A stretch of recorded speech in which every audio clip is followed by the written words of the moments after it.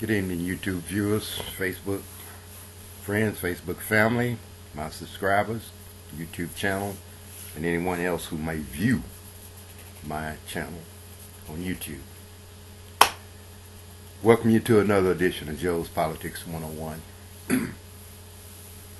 Before I check out tonight, I want to talk a little bit about the militia in Oregon. About a week ago, or maybe a little bit longer than that, I posted a video about the militia in Oregon, and on the 26th, I believe it was, or the 27th, 26th, I'm pretty sure it was. A lot of what I've been expecting came to fruition. Ammon Bundy, Bundy, and some of the other members of the militia were arrested by FBI agents and local law enforcement people. You know, I knew that that was going to come, just a matter of time.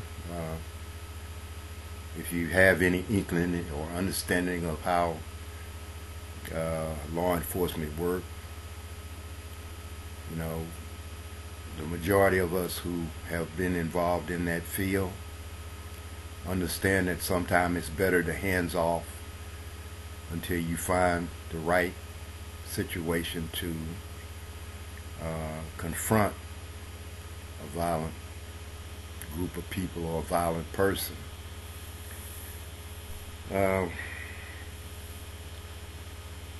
Before I get too far into this, I want to, extend my condolence to the family of the man that was killed.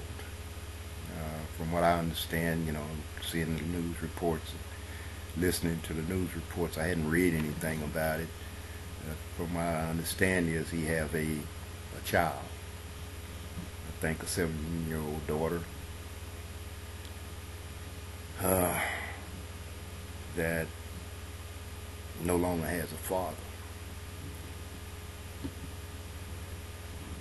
And in reality, this never should have happened. I think the guy's name was Fitzkin, something like that. I remember him from one of the news interviews that I saw. I think it was on MSNBC and CNN, that he was under a tarp, and he had made a statement about he'd rather be dead rather than go to jail. Well, if that was his wish, that's what happened. It's very sad that a person would lose their life over something that is, and maybe to them it may not be, but to me it's trivial. I mean, it's unnecessary, something that's unnecessary, what they're trying to do.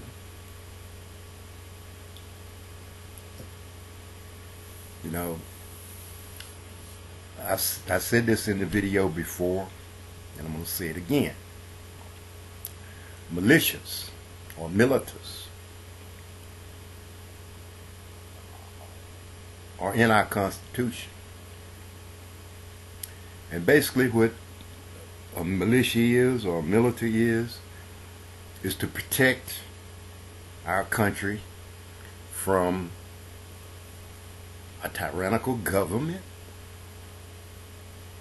or someone that's invading our state, country, or whatever. That's the basic design for a militia. That's why it's in the Constitution.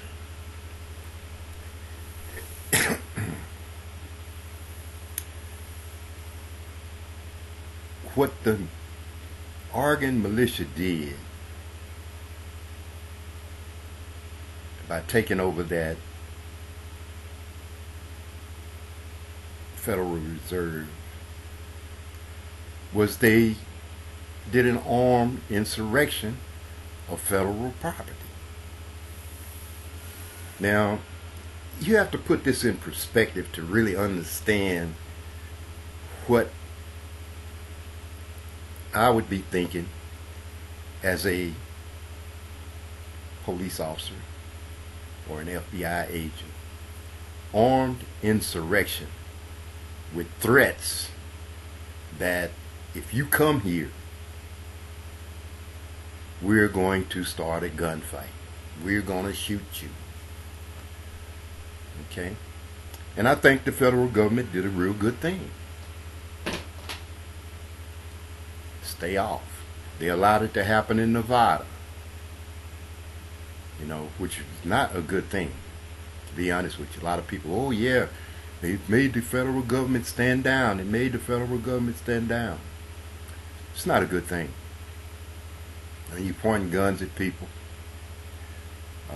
threatening to shoot people, kill people, to start a war within your own country, with your own people.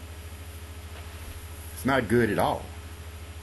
You might as well be in a third world country. You might as well be in Afghanistan, Somalia. Just pick a Middle East country.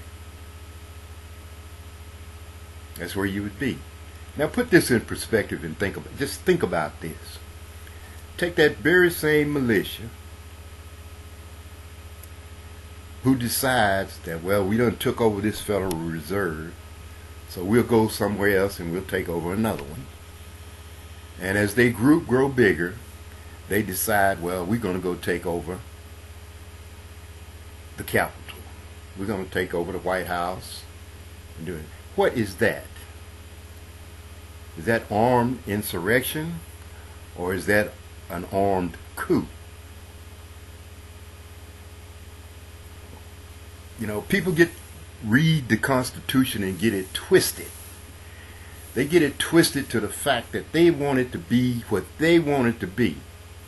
Even in the Second Amendment, people have twisted it, turned it, bent it. Now you have all of these different militias with all of these high-powered weapons that's believing that because they're armed, that they're invincible. Looking at some of the videos that they show sometime on the news, where some of the guys in the militia running up to the cameras hollering, the FBI is coming to kill us. The FBI is coming to kill us.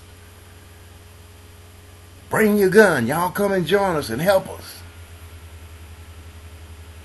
That shouldn't be the plea.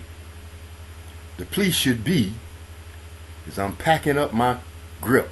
I'm putting my guns in my truck, loading up my horses.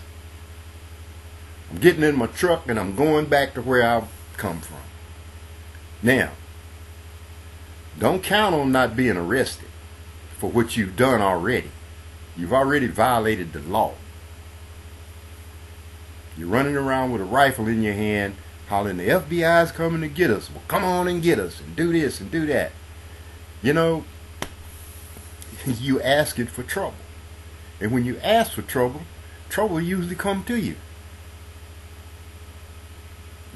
My advice to anybody up there in Oregon, at that Federal Reserve that's there as a part of that militia, is to pack up your stuff.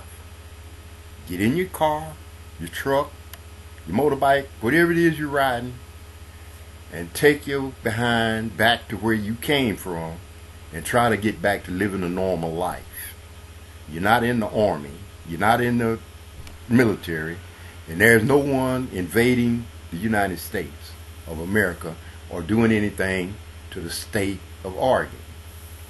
Now, if you still got it in your mind that you're back in the 1800s or the 1700s during the range wars, when these cattlemen and these land tycoons were having their range wars, but they wasn't range warring against the federal government. They were range warring against each other, trying to take over the little property that was out west.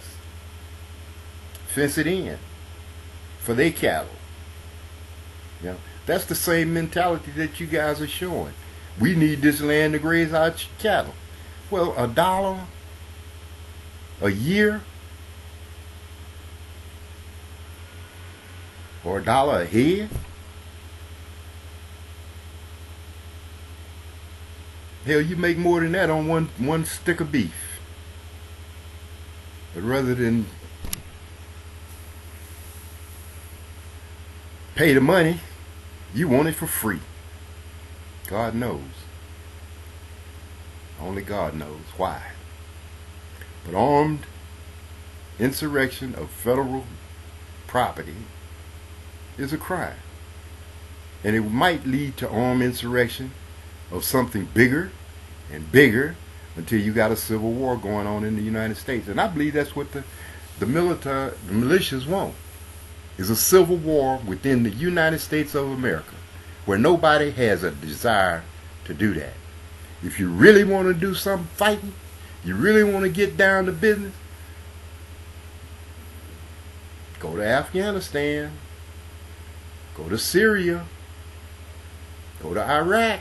They accept volunteers over there. You can take your guns with you. It shouldn't be a problem at all. God bless you. God bless America. Thanks for viewing this.